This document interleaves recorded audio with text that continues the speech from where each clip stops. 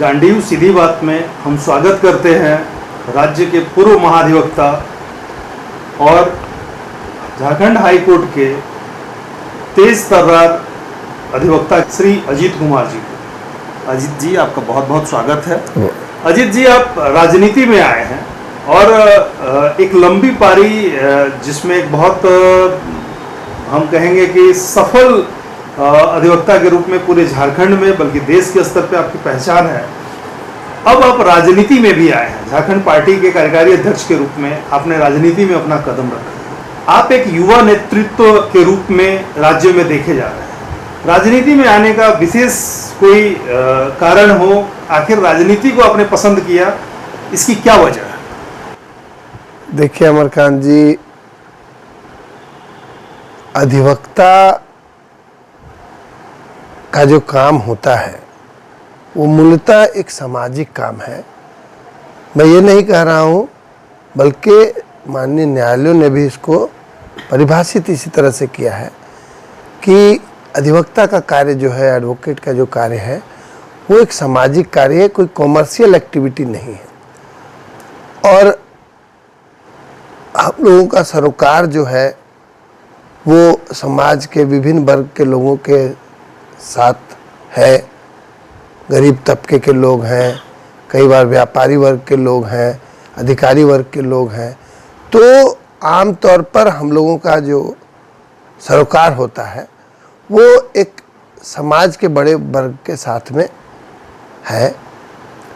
और आपको अनेकों मौके मिलते हैं जब आप लोगों की समस्याओं के बारे में जानते हैं, उनकी परेशानियों के बारे में जानते हैं, और राज्य में जो कुछ चल रहा है जिससे समाज में रहने वाले लोगों को परेशानियां खड़ी हो रही हैं, इससे आप रूबरू होते रहते हैं।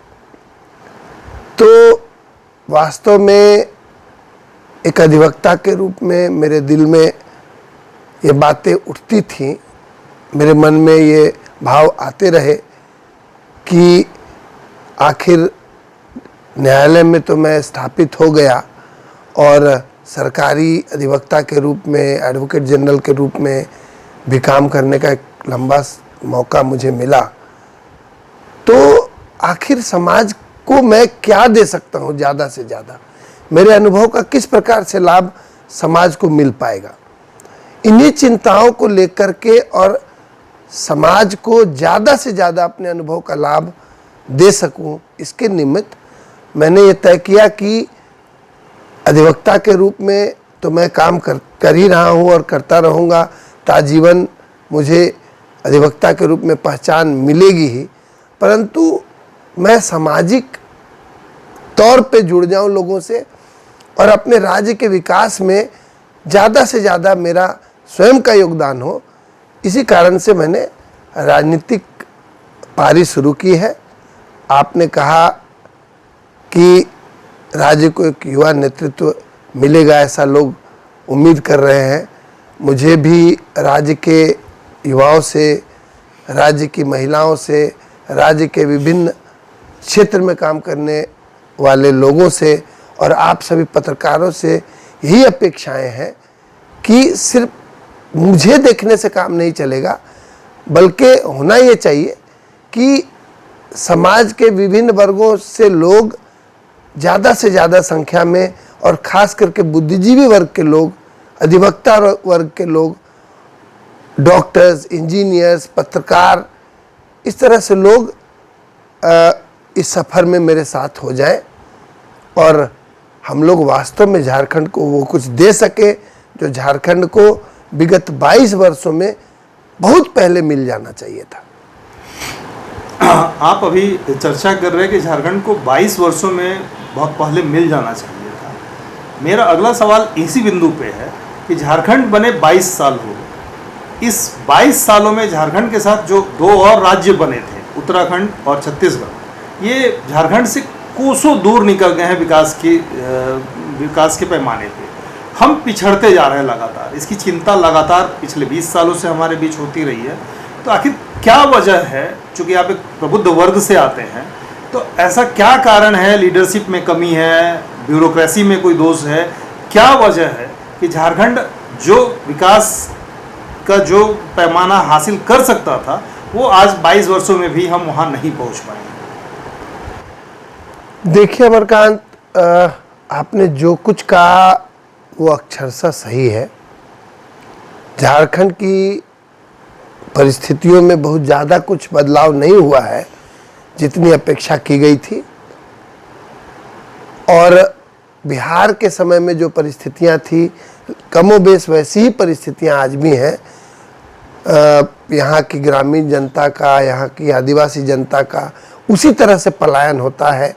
यहाँ के गरीब किसानों के बच्चे मजदूर का काम करने के लिए और दाई नौकर का काम करने के लिए बाहर अभी भी जाते हैं।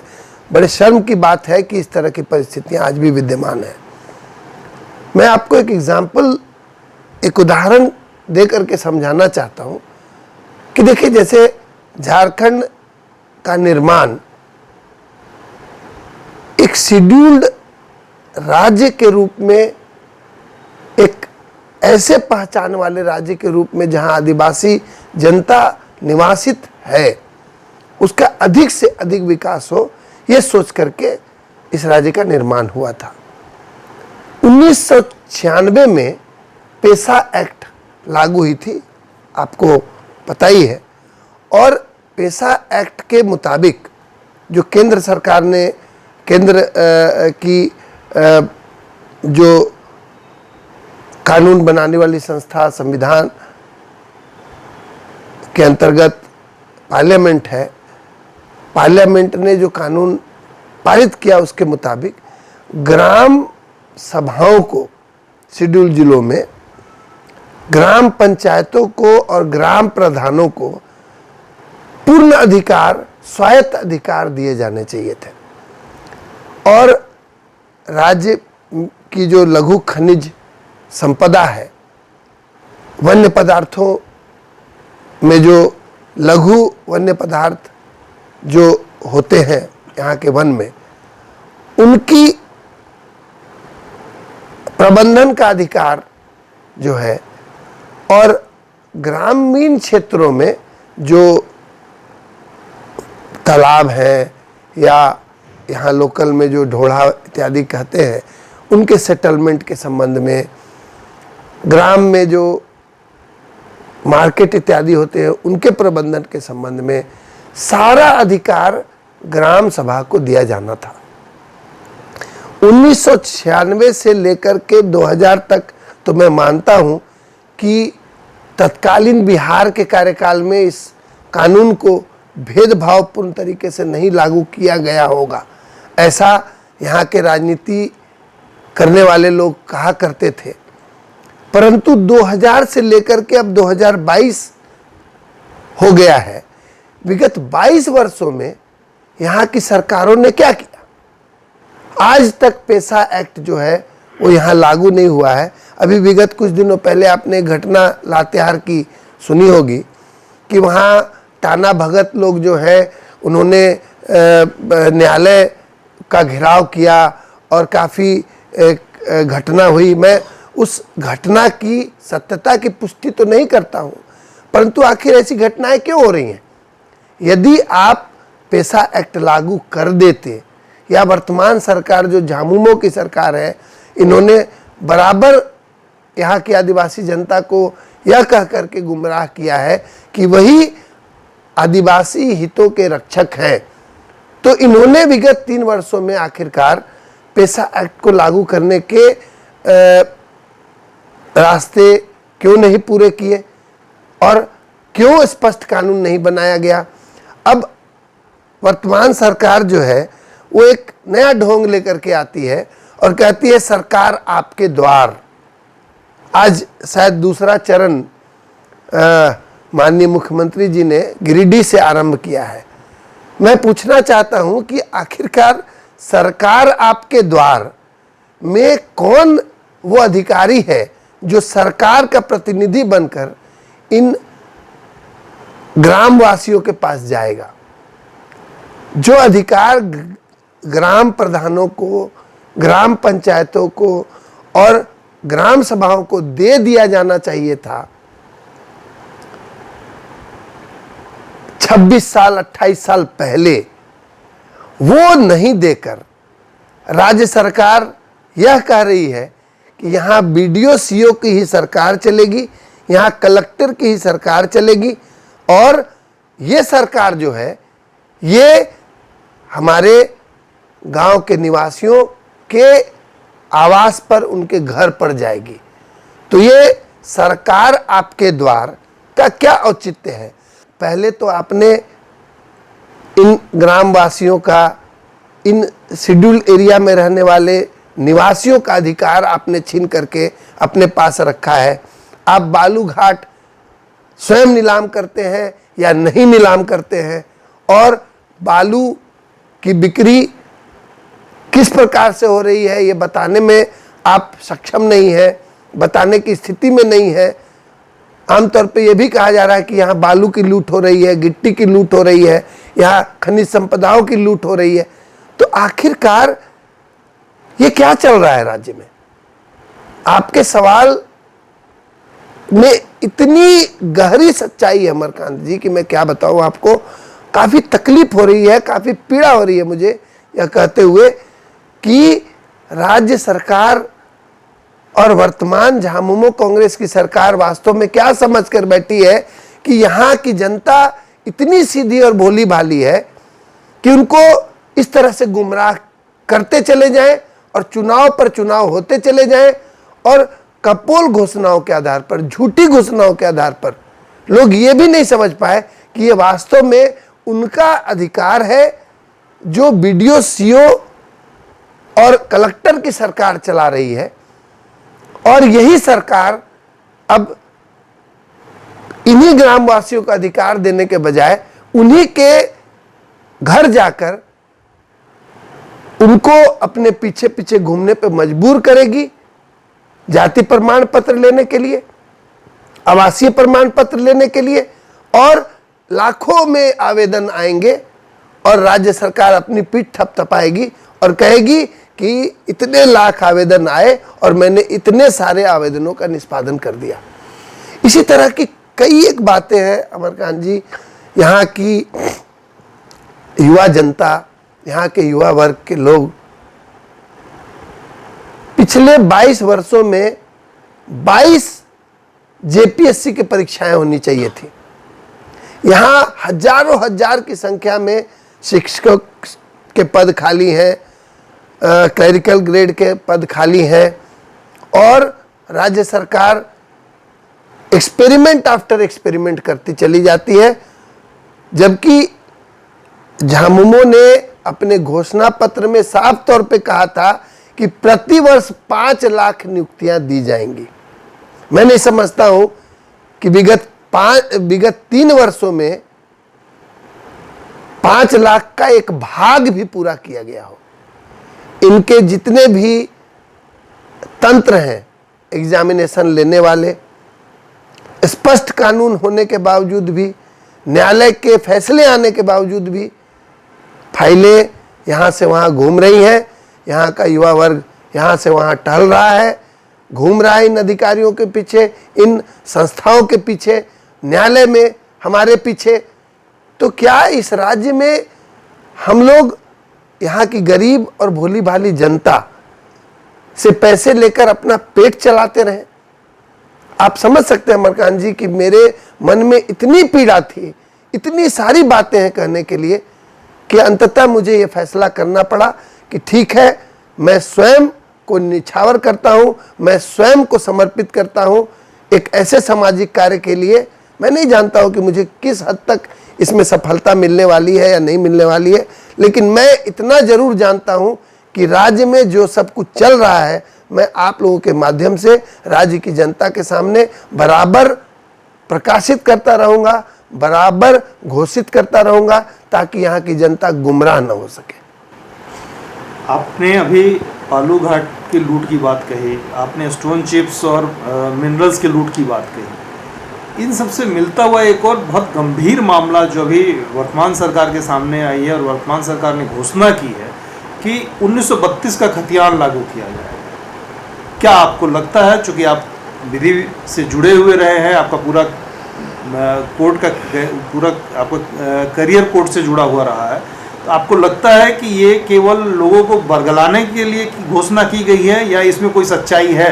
ये सरकार लागू कर पाएगी इसको? देखिए, ये 1932 के खतियान के आधार पर स्थानीयता निर्धारित करने वाली बात जो कही जा रही है, मैं नहीं कह रहा हूं, झामुमो के एक वरिष्ठ नेता श्री लोबिन हेम्ब्रम जी ने स्वयं यह स्पष्ट किया है, और विगत कुछ दिनों पहले मैं उनका एक बयान पढ़ रहा था अखबारों में कि उन्होंने कहा है कि 1932 का झुंझुना पकड़ा दिया गया है राज्य सरकार के द्वारा राज्य के वासियों को। जहां तक उनके वक्तव्य का सवाल है, मैं पूर्णतः लोबिंदा के वक्तव्य का समर्थन करता हूं, और मैं ये स्पष्ट करना चाहता हूं कि राज्य सरकार ने अपनी घोषणा में ही ये कहा है कि 1932 के खतियान के आधार पर वे स्थानीयता निर्धारित करने की घोषणा करते हैं कैबिनेट के डिसीजन के बाद, परंतु ये प्रावधान लागू तब होगा जब केंद्र सरकार इसे सहमति देगी और 9वीं अनुसूची में ये प्रावधान लागू या शामिल कर लिया जाएगा। मैं राज्य सरकार से स्पष्ट सवाल ये करना चाहता हूं कि आखिरकार इस तरह का ढोंग आपने किया क्यों, और अभी इस तरह का ढोंग करने की औचित्य क्या थी जब आप आगामी चुनाव के पहले जनता के सामने जाएंगे तो किस प्रकार से अपनी बात रख पाएंगे कि आखिरकार आपने लागू किया क्यों नहीं और आपने सिर्फ घोषणा क्यों की। किस हड़बड़ी में राज्य सरकार अभी है मुझे समझ नहीं आता। शायद कुछ एक मामले न्यायालयों में चल रहे हैं या कुछ एक आपराधिक मामले भी अनुसंधान में है, शायद ये डर है, या इलेक्शन कमीशन ऑफ इंडिया ने कुछ मंतव्य भेजा है माननीय राज्यपाल महोदय को, शायद इस बारे में राज्य सरकार डरी हुई है। इन सभी विषयों में बहुत गहराई से न जाते हुए मैं ये स्पष्ट करना चाहता हूं कि जहां तक 1932 के खतियान के आधार पर स्थानीयता निर्धारित करने की बात है, राज्य सरकार स्वयं स्पष्ट है कि उन्हें ये प्रावधान लागू ही नहीं करना है। मैं पूछता हूं राज्य सरकार के अधिकारियों से, मैं राज्य सरकार के मुखिया से, माननीय मुख्यमंत्री जी से, कि आखिरकार जब ये स्थानीयता घोषित करने का निर्णय आपके अधिकार क्षेत्र का है, राज्य सरकार के अधिकार क्षेत्र का है, राज्य की विधायिका के अधिकार क्षेत्र का है, तो आपने केंद्र का एक टैग, एक बंधन क्यों पाल लिया है? इसका क्या औचित्य है? इसका मतलब स्पष्ट है, क्योंकि माननीय मुख्यमंत्री ने स्वयं विधानसभा की एक प्रोसीडिंग में कहा था कि 1932 का खतियान स्थानीयता का आधार नहीं हो सकता है। उन्होंने स्वयं स्पष्ट किया था ये बात। तो मुझे कुछ कहने की आवश्यकता नहीं है, माननीय मुख्यमंत्री जी स्वयं जानते हैं कि ये लागू की जाने वाली कोई बात है नहीं। उन्होंने ऐसा ही निर्णय लिया है और सिर्फ अपने नेताओं को या राज्य की भोली भाली आदिवासी जनता को, मूलवासी जनता को, जिसमें मैं स्वयं आता हूं, मैं स्वयं राज्य का मूलवासी हूं, तो हम लोगों को ठगने के लिए, हम लोगों को गुमराह करने के लिए, हम लोगों के आंखों में धूल झोंकने के लिए ऐसा निर्णय लिया गया है। और ये बड़ा हास्यास्पद, बड़ा बेवकूफ़ी भरा निर्णय है, मैं कहूँगा। और इस निर्णय का और कोई औचित्य नहीं है, इसका कोई चुनावी जो है प्रतिफल भी उन्हें नहीं मिल पाएगा, क्योंकि जनता अब काफ़ी जागरूक हो चुकी है। और मैं ही नहीं बोल रहा हूँ, माननीय लोबिन हेम्ब्रम दा स्वयं कह रहे हैं इस तरह की बात, तो जनता तो जानेगी और जब जनता जानेगी तो इसका प्रभाव जरूर दिखाई देगा। अजीत जी, एक और ताज़ा मामला अभी ओबीसी आरक्षण को लेकर के है। सरकार ने जो भी फैसला लिया है कि आगामी चुनाव में, निकाय चुनाव में ओबीसी आरक्षण दिए बिना हम चुनाव में उतरेंगे, जबकि जो जानकारी है कि खुद सरकार ने कोर्ट में एफिडेविट देकर कहा था कि वो अगले चुनाव से पहले इसको लागू कर दे। तो इस फैसले को आप किस नज़र से देखते हैं? क्या लगता है कि ये न्यायालय के आदेश का उल्लंघन है? देखिए अमरकांत जी, आपको सही जानकारी है इस विषय की कि विगत पंचायत चुनाव के समय भी यह प्रश्न उठा था और ओबीसी वर्ग के लोगों को आरक्षण दिए जाने की बात के संबंध में कुछ मामले सर्वोच्च न्यायालय के समक्ष भी गए थे। वास्तव में 2010 में एक जजमेंट आई थी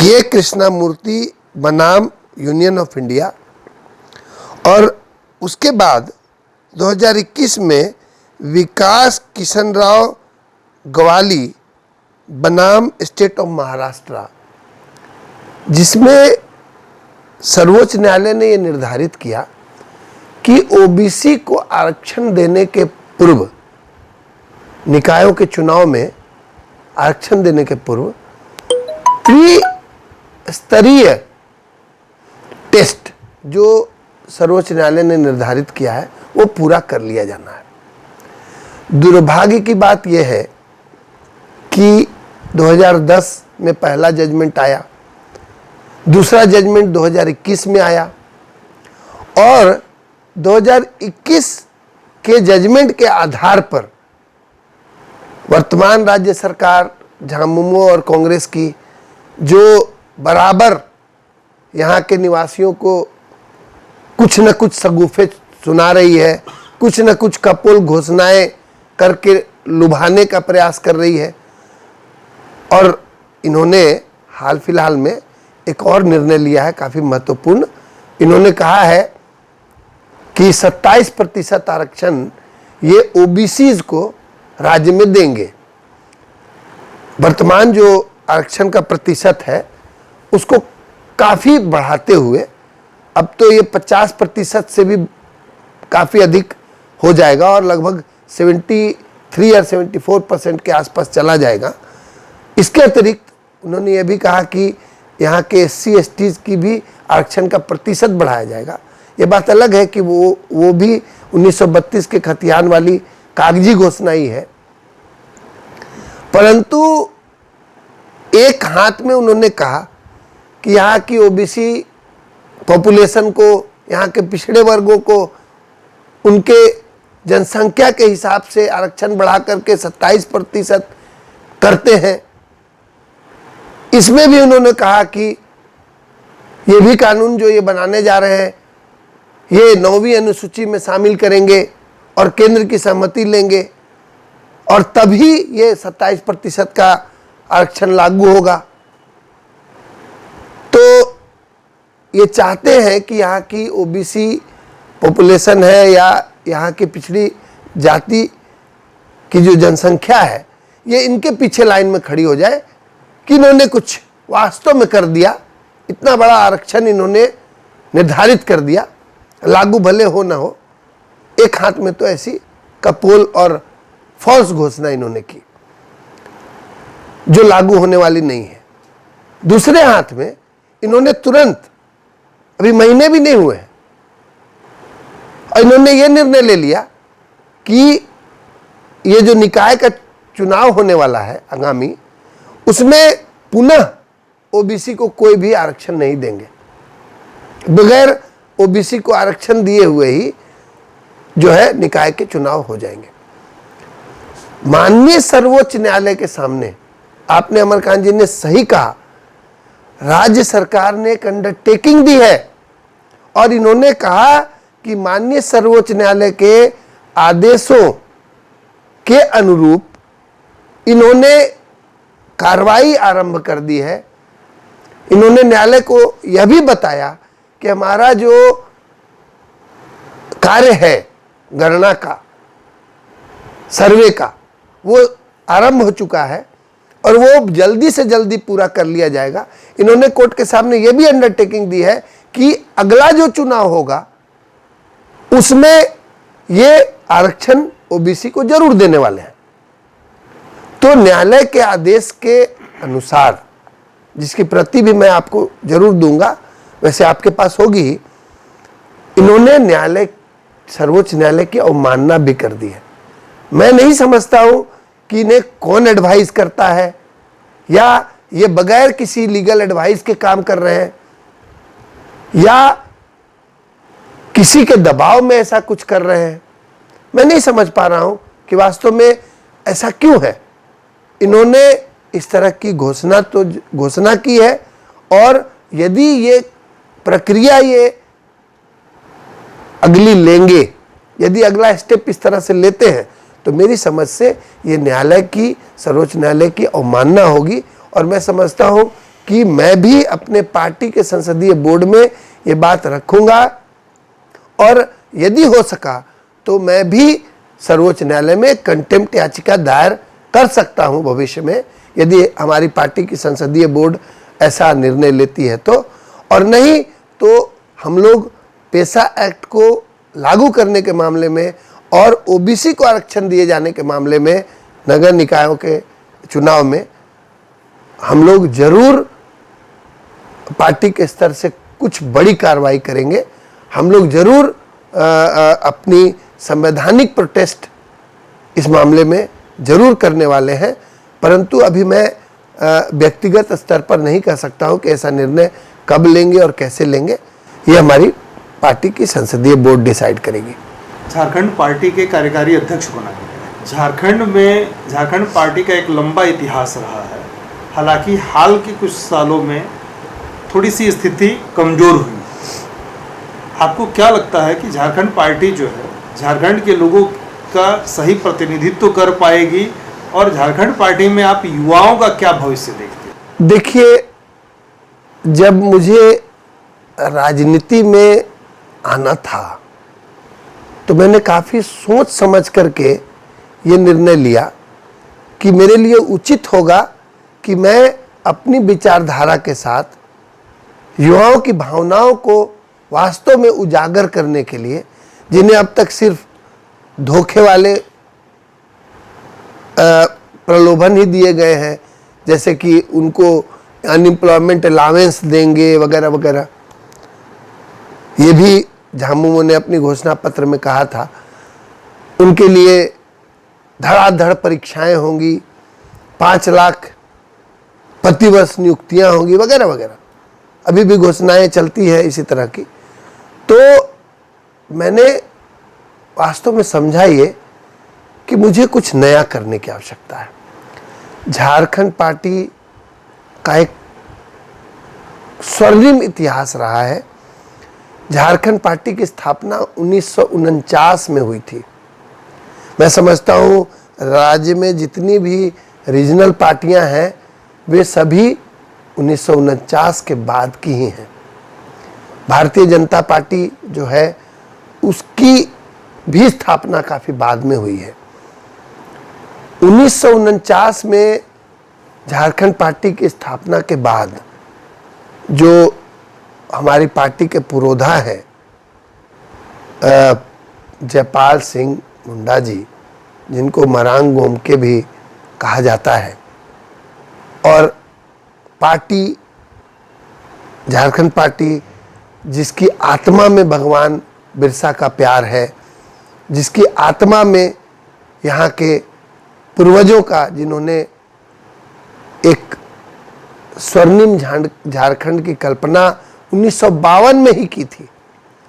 आपको मैं बता दूं कि 1952 में सबसे पहले बृहद झारखंड की मांग झारखंड पार्टी ने ही की थी। और बृहद झारखंड का मतलब ये था कि वैसे आदिवासी क्षेत्र जो वर्तमान में उड़ीसा में चले गए हैं या रह गए हैं या पश्चिम बंगाल में रह गए हैं, और क्योंकि तब तो उड़ीसा ही हुआ करता था, आप समझ सकते हैं, तो उड़ीसा में समाहित कुछ एक क्षेत्रों, पश्चिम बंगाल में समाहित कुछ एक क्षेत्रों और बिहार, वर्तमान बिहार के कुछ एक क्षेत्रों जो तत्कालीन उड़ीसा या बंगाल का हिस्सा था, उनको लेकर के एक बृहद झारखंड की परिकल्पना सबसे पहले झारखंड पार्टी ने ही की थी।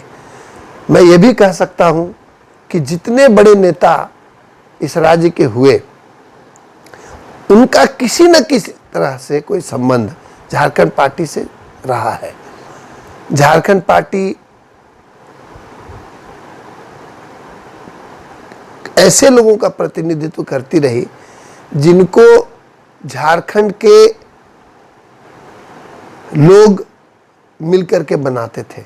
झारखंड के लोग वास्तव में काफ़ी सरल, सीधे साधे हैं और बाकी की राजनीतिक पार्टियां जो आती चली गई तो उन्होंने नए आयाम स्थापित कर लिए। झूठी घोषणाएं, झूठे घोषणा पत्र और शासन प्रशासन अपने तरीके से।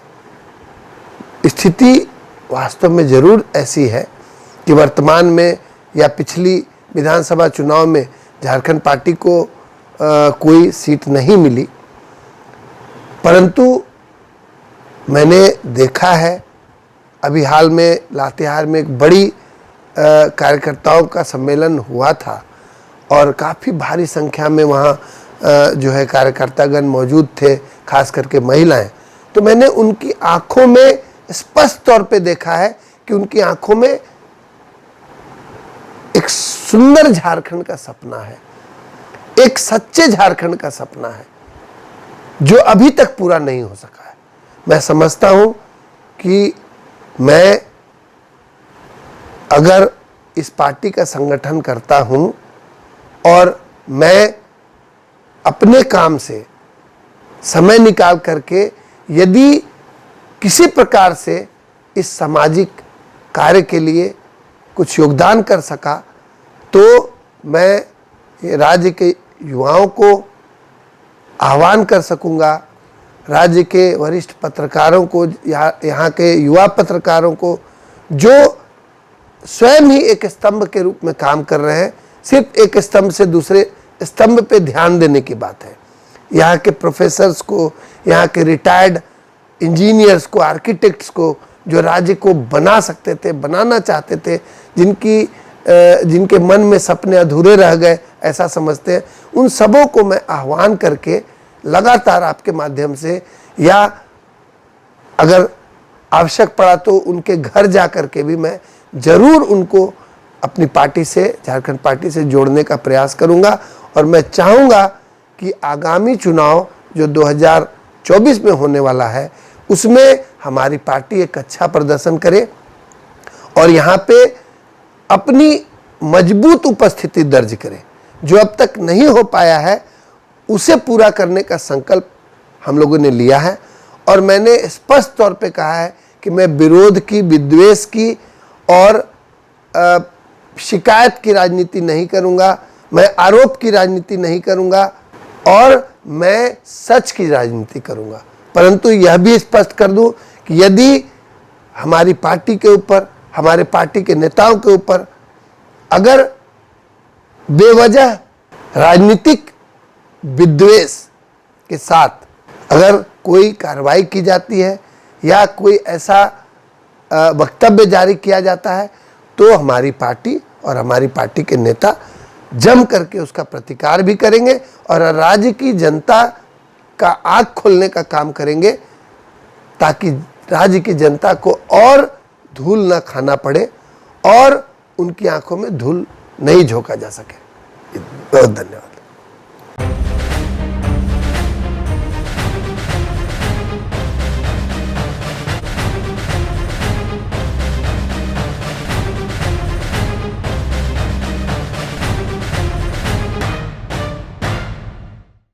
बिरसा का गांडीव, शहर की धड़कन।